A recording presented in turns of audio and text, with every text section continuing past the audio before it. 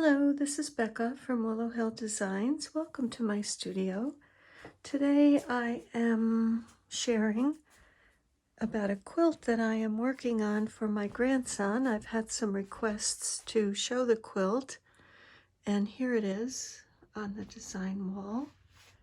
And please excuse the other images behind it. That's another quilt in progress, but this is the quilt that I'll be sharing today, and I'd like to share a few tips and methods that I'm using to get this quilt put together. So I will get it down off the wall and we will take a closer look. I'm back and the quilt is off the wall. So I will start by saying that I decided to make this quilt about 24 by 30. So I took a piece of paper and I began to draw an arc on it, and to kind of get an idea of the size arc that I wanted. And I knew that before I applied the arc, I had to do a base for the arc, a background for the arc. So I decided to do a color wash background using 2.5-inch squares, which finish at 2 inches. And I just chose some fabrics that I have that I thought maybe looked like sky and that I could blend together, and kind of having a sun coming in from this side and maybe a little bit across the top. I have an extra row that I have started for that top. I feel like it needs an extra row on there, and so I just cut out some more squares here and tried to bring the sun a little bit more across the top there, so that will be added to the very top of the quilt, and I think it'll balance it out a little bit more. So from there, after I decided on what I wanted for the sky, I went ahead and constructed the grass and the foreground of the quilt. And that I used some fabric from Stonehenge to look like rocks, because they say that the ark has landed on Mount Ararat, so they think. And I used some of that looked like rocks, and then some greenery that looked like grasses, and some more down here. And I just cut some sloping shapes here, and all of this is applied, this rocky part, to the sky with an invisible stitch.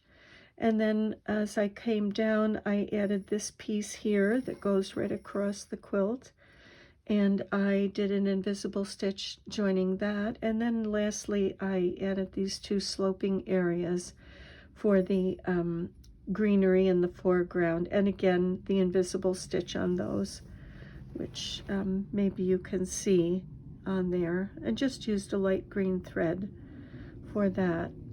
So knowing that I would have to make all of these animals on this quilt, knowing that there would be a lot, I generally design the animals that I put on a quilt, and I'll show you here. This is a quilt that I made for my other grandson, and there's a little fox and a deer, a little hedgehog here, a bunny. This is his quilt. Oh, this is Easton's quilt. And there's a little squirrel, another squirrel down here, and a bunny, hedgehog, a little moose, owl, birds holding the bunting, 2 owls here. And but these are all like 8 inches, maybe 9 inches. Those are large. I knew these animals would be small. So I decided to look on the internet to see if I could find something with animals. And I found this panel. This is a copy because I've cut my panel up.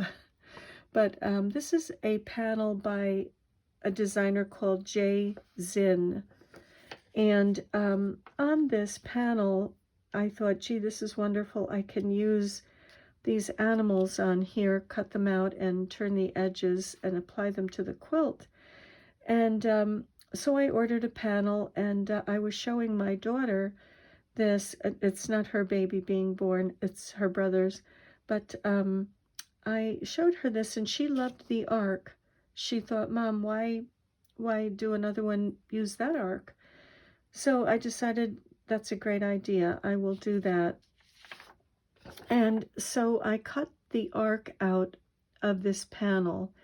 And because when I was cutting the arc out, I wanted to turn the edges under, there were these animals that were superimposed on top of the arc. And, well, here there are elephants and giraffes. There was a bird that's flying in front of the arc, and I didn't want to have to turn around all these edges like this. So I decided I would get another panel, and so that I could cut these camels out from the second panel and these lions, and use other elements. This bird, these birds, I cut these out from the second panel. I actually took these llamas because there were no llamas in here. So that worked out really nicely. So all that I cut out from the arc was the arc shape and these posts that I guess are stabilizers, and cut these animals off. And I went around, cut all of this, just cut around the shape of the arc, and left about, a quarter of an inch, 3/8 of an inch seam. And so I had my background and my foreground, and I applied the arc to it that way. I got it all pinned down. So in the second panel, which is really part of my reason for sharing this, I think it's such a great idea if you are using elements from a panel and you need to take out a large element, get a second panel. And so I was able to cut these camels out and the lions for here, and as I said, the llamas.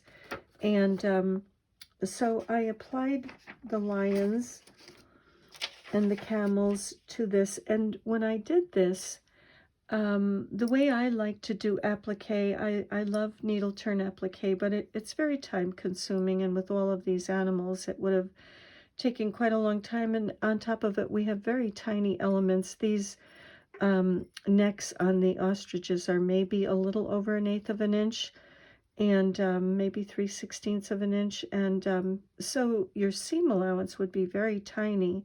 So the way I like to do applique is I use, this is Floriani, and it's a washout stabilizer that you iron to the back of your fabric. Here's the name if you think you ever might want to try it. And it's really, really very nice, because it does allow you to create all sorts of intricate shapes. And another brand that is very nice to use also is this one by Hugs and Kisses. This is from Australia. The designer that, I can't remember her name. I think it's Lee Ann something, but I'm not positive. No, it doesn't say on there. But it's a water-soluble, single-sided, fusible stabilizer that you iron to the back of your applique. It's for use with applique. And this quilt won't be washed, but if you do have a quilt that will be washed, 85 to 90% of it does disappear or fade away, wash away in the washing of the quilt. And what's left is a little bit of fiber, and it's kind of like batting. So I went ahead and ironed the fusible stabilizer to the back of the animals, and I cut out around them, leaving about 1/4 of an inch, and turned the edges. Well, as you can see with the legs, I mean, all 2 by 2, there's 8 pairs of legs here and 4 here and little tiny legs here. I thought, oh gosh, this is really going to take quite a while. So I only did that for the lion and lioness and the camels with the turned edges. The other animals I did leaving just a raw edge all the way around. And what that looks like is I've applied just about all the animals, so I'll just try to show. Here are some birds, that doves that I'll be putting up in the sky. And I ironed the fusible stabilizer to the back side and then cut the shapes out from the right side, right on the line. And the nice thing about this is that it does make it very stable, but what I wanted to do was to make sure those edges wouldn't ravel or fray. And I've used Steam a Seam 2, I've used Wonder Under, and truthfully, and I don't prefer raw edge applique, but I have used it on occasion. And definitely the edges will degrade when you're using the Steam a Seam or the fusibles to iron down your applique shapes. And I don't care for that. I mean, if you like that frayed look, that's fine, but I didn't want that. So I use Fray Check, and this is really wonderful for keeping the edges intact. So after these are all cut out, I just go around the edges with a little bead of Fray Check, and did this on all the rest of the animals, and let it dry. And now you have a nice firm edge to apply your animals. Now the trees here and here are turned edge. Those are all turned edge, and I will show how I do that. But the giraffes, the bird, the hippos up here, I put hippos instead of elephants because I had a little bit better scale of elephant in the panel at the bottom. Instead of using these little elephants up here that you could barely see, I used these elephants down here. So instead up here I put hippos, and I took them off of this, the second panel here. So after everything has Fray Check on it and it's dried, and it doesn't take long to dry, maybe about 15 minutes or so, I applied everything with a buttonhole stitch and sulky invisible monofilament thread, the clear. And let's see, I have that here that I can show you. This is the sulky that I use, clear monofilament. It's 100% polyester. And that worked wonderfully well because I didn't have to change thread colors all the time. Whatever animal I'm working on, grays, whites, brown, black, I didn't have to change any colors, and that made it very nice. I'll show you the edges. Now, of course, the camels have turned edges, but the ostriches don't. And as you can see, those edges are really pristine. I mean, there's nothing fraying.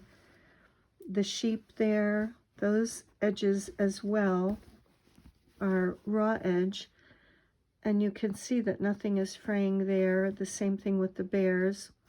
And using the invisible monofilament, you really can't see the stitches. You really have to look very closely to see the stitches on there. And on the back, in the bobbin, I used a gray for some of the animals, and when I ran out, I used ivory. Well, there's gray up here, but there's sort of an ivory or an off-white here. But all of the animals are done with the buttonhole stitch, and I just feel that they are very firmly down. I don't really have to worry about them coming up at all. So it was just a matter of ironing my stabilizer to the back of, I used, as you can see, most of the Floriani is gone. I need another roll of this. I have very, very little left. But I used mostly that, a little bit of the Hugs and Kisses, ironing it on the back of the animals, cutting them out, doing the Fray Check, and then applying them. So it made it nice and easy for me to get all these animals on the quilt. We have even gorillas down here, the elephants, zebras, pandas, rhinos, llamas, love them. Even little tiny rabbits are applied the same way, raw edge and using the monofilament on there, and nothing has shredded along the edges with these little tiny ears or anything. So it's really a nice way to go. Going back up here to the top, another reason that I wanted the second panel was because I wanted to apply this rainbow to the quilt. And I had that from another panel. Rather than create a rainbow, I decided to use this rainbow on another panel, which had some writing on it, which talked about God's promise to man. His gift, the rainbow, was a gift to remind of his promise and covenant with man. But I didn't want really the white writing on here. So in using the second panel, I was able to cut a portion of the roof off of the second panel after I took the arc off the first panel. I could use that to make another story on the arc. And the reason I wanted that was because I wanted to be able to tuck the rainbow. It wasn't long enough, and it did have writing over here. And then I just added a mountain over here to tuck the other end of the rainbow. Again, it wasn't long enough if I put it all the way to the edge of the quilt. So that made it nice, excuse me, for me. And of course, this bird came from the second panel because this was cut off when I cut the arc out originally. So that made it very easy to apply all of the different elements. Even these turtles were cut from one of the panels and applied with the invisible stitch and the buttonhole with the invisible thread and raw edges, fray check. So that's a wonderful way to do it. Now, this tree and this tree have finished edges. They have turned edges. And the reason that I like the Floriani or these other stabilizers to use when doing applique is that you can achieve the turned edge easily without, you know, the labor-intensive work of needle turn. And you can get unbelievable detail. And here is one tree that is for the other quilt on the wall, but I think you can see the detail that you can get by using these iron-on stabilizers. And when you have such tiny thin branches here, your seam allowances have to be, that's probably 1/8 of an inch seam allowance, and they can wrap around as long as they don't go beyond the branch. If they do, you just cut them off. But again, it's just a nice turned edge image. You don't have to worry about fraying in any way, shape, or form. These are also some examples of, these are panels that are in progress of quilts that I'm making, a quilt that I'm making, and using this stabilizer, this wash away iron-on stabilizer. I mean, the detail that you can get is amazing. And these are all turned edges. There's nothing raw here. Several portions, pieces here in the wing. Here's a piece, here's a piece, here's a piece, here's a piece. Here's the body, these little pieces, the cattails, the leaves, all done with that same fusible wash away stabilizer. And here's the companion piece to that.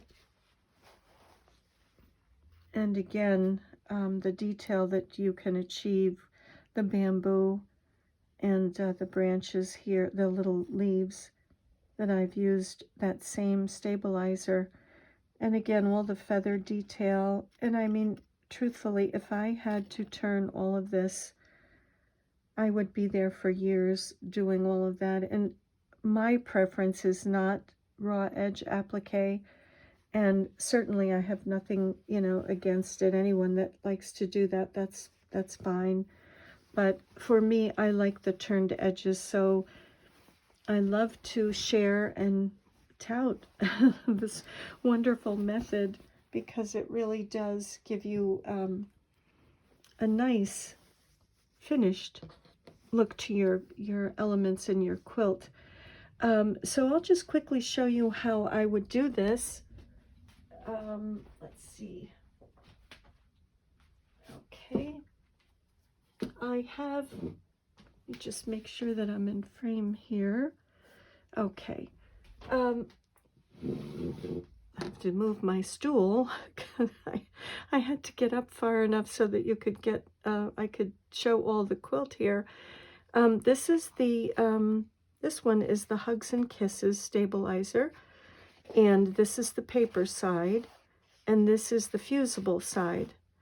And the way that you would put your design on there, if you have something that is directional, like this tree, I wanted these branches to come this way towards the quilt, not off the edge, but this way toward the quilt. If you have something directional, like this finger, I want that finger pointing that way.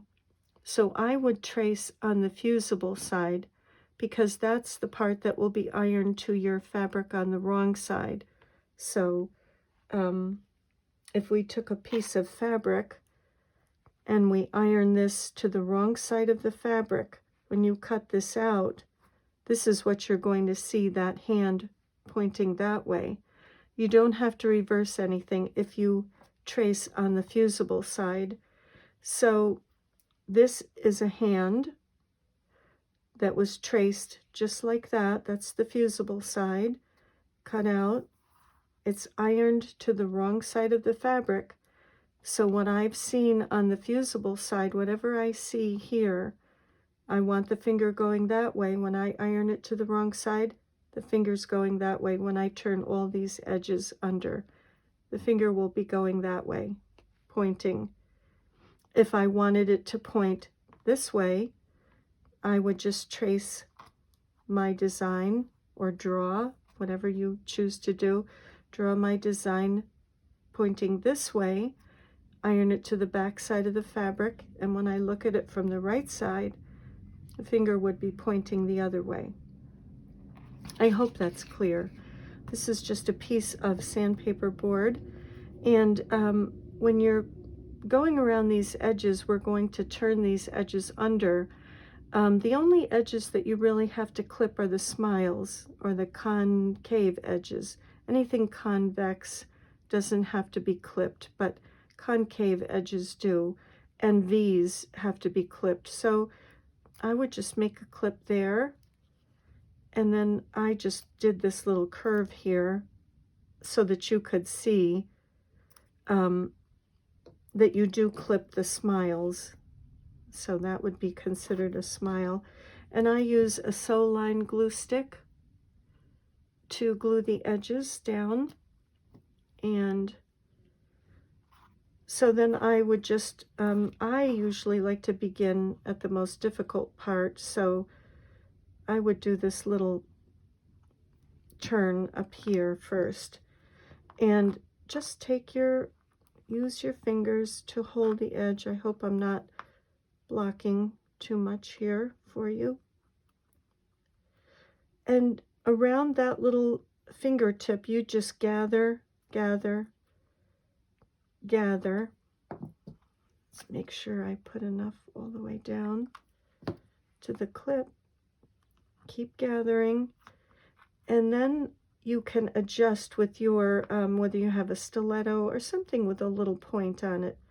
You can go through and adjust your pieces to make sure that the edge is the way you'd like it, nice and smooth, and that there's nothing poking or sticking out, any little pointy edges sticking out.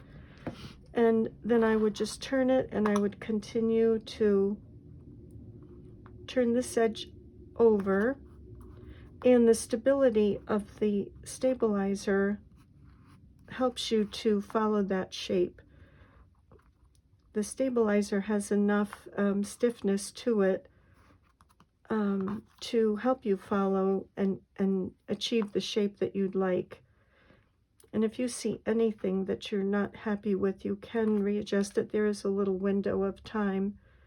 And even after that window, I have gone back and just pulled it up with my stiletto and readjusted till I like it. And something like this with a curve, an outer curve, you just gather it just like you would be gathering anything really. Try to, let me make sure I'm showing that. That's gathered around that curve. And then because I've clipped here, this really does help to ease the tension when you're trying to put all that fabric in a smaller area because of the curve. So then I just take these clips and bring everything back. And again, just pulling and adjusting till you're happy with it. And gluing it down. And then I turn it over to make sure that I like the shape, and I see a little point there that I don't care for. And I'm just going to go back and adjust. And that's fairly smooth. I suppose it could be better. But when I'm happy with it, let me bring my little stool back here. When I'm happy with that shape, then I would press it. I would just press with the iron on the right side and also on the wrong side. And that really does flatten everything out. And again, if you see anything that has a little point that you're not thrilled with, the glue gives you a little slide time. And this is meant for fabric, this glue, so it won't harm anything.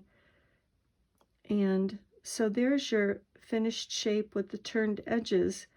And again, I showed you the other elements where you can really achieve very intricate designs.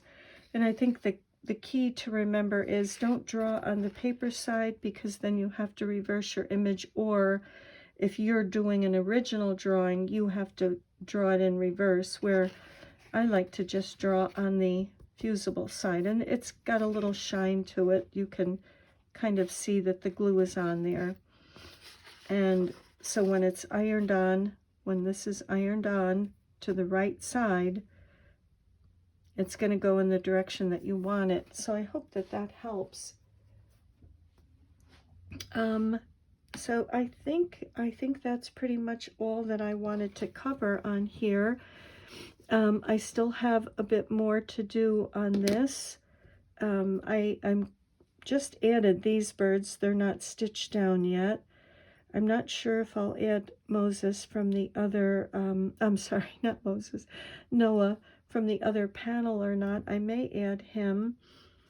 I will be adding these birds probably over near the mountain, because I'm not crazy about that shape of the mountain. And I will be adding the doves in the air with an olive branch in its mouth. And I'll just show you quickly that I think that this is the border that I have chosen, or a portion of the border. This fabric is by McKenna Ryan. It's a gradated fabric, but I'm thinking I'll just use the dark. And that will either be a very thin inner border, or maybe a flange, just to kind of frame the scene. And then I would like to use this fabric in the outer border. This is also a McKenna Ryan fabric, and this has birch trees on it and other trees. And I just feel it's kind of nature inspired. The ark has landed on a mountain in nature, surrounded by nature. So hopefully, is that upside down? Oh, it is. Sorry. That probably looks better. That's the right side. So I'm thinking I will put that as a border because it ties in with the greens and the blues. And there will be another row of sky up on top here. It definitely, I think, needs another row of sky to balance out. So I will come back when I have done more. I'll come back when I have more finished and show. I don't think I'll be adding any other animals. I think this is where I'll stay right now with the animals. And the tree, although it would be interesting to put something over here. I'll have to see. But thank you very much for joining me today, and I will be back to show whether it's not quite completed or whether it's the completed top, not quilted, but the completed top. I will come back and share that. Also, I think it would be very interesting when it's quilted to accentuate some of the architecture in the arc. I think it'll add quite a bit to it. I don't know, my long armor doesn't do custom quilting anymore, and she's an absolute artist, but she's kind of semi-retired, doesn't do that, so I don't know if I'll have to attempt that, but we'll have to see. So thanks again for watching today, and I will be back when it is nearly finished or finished, and I'm wishing you many blessings. Bye for now.